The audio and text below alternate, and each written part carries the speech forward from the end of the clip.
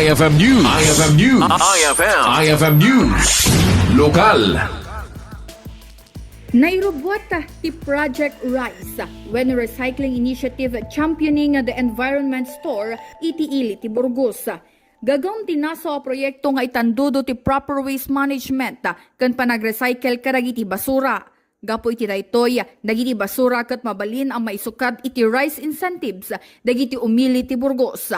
Nairugian na iwaya ti Project RISE iti barangay poblasyon na iti panangimaton ni punong barangay Charmaine Garcia kan sinarunoy ti barangay nagsurot iti panangidaulo ni punong barangay Aprilia Aleta.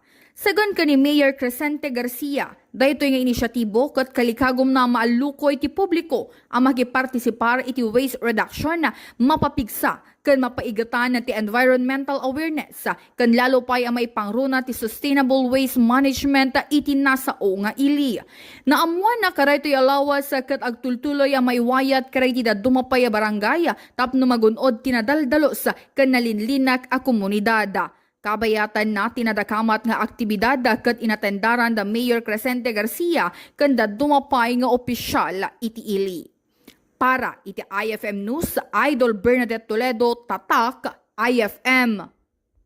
IFM News. IFM News. IFM News. Lokal.